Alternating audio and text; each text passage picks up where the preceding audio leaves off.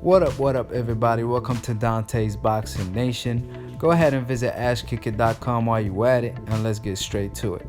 So, according to reports, Mikey Garcia turned down a Golden Boy offer to fight Linares. Now, it might sound like he's ducking. However, rumors have it that he has a better offer with PBC to fight Robert Easter, and he's going that route. Now, if you ask me, that's even a better fight because that's really the top two guys at 135 pounds. Now, Mikey Garcia is coming off his biggest victory versus Adrian Broner. Surprisingly, Adrian Broner is Robert Easter promoter. So can Robert Easter revenge his boy and beat Mikey Garcia, kind of like what Floyd Mayweather had to do for Adrian Broner when he beat Maidana at the time? And I remember when Dante asked Robert Easter, what would you have done differently if you were Adrian Broner when he fought Mikey Garcia? He said, I wouldn't have tried to box him as much, I would have just fought him. Basically, he would have mixed it in there with him because Adrian Broner was, at first he was trying to box, then he switched up his game plan, tried to walk Mikey Garcia down after a little bit, after he was getting outboxed himself. So, we'll see. Robert Easter is very tall for a lightweight. He has a height. I'm pretty sure he has also a reach advantage over Mikey Garcia. So he could box with Mikey, but he also likes to mix it up. And Mikey, on the other hand, has a lot of power. So does Robert Easter.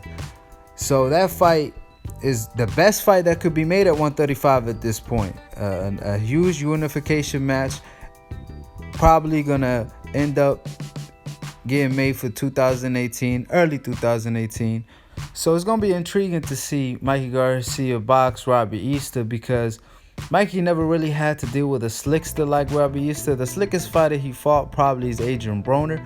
But at this point, Robert Easter, with his mindset, he's undefeated. He has so many advantages going into this fight as far as reach, height advantages, which he don't even use sometimes, which probably will end up to Mikey Garcia's favor if Robert Easter decides to mix it in there early with Mikey. Mikey could catch him here and there, but he could also get caught too. So it's an intriguing fight.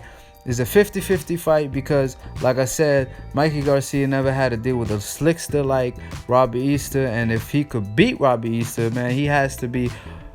We're gonna have to put him on the top 5 pound for pound, And if Robert Easter do the same, he's gonna enter the top 10 pound for pound.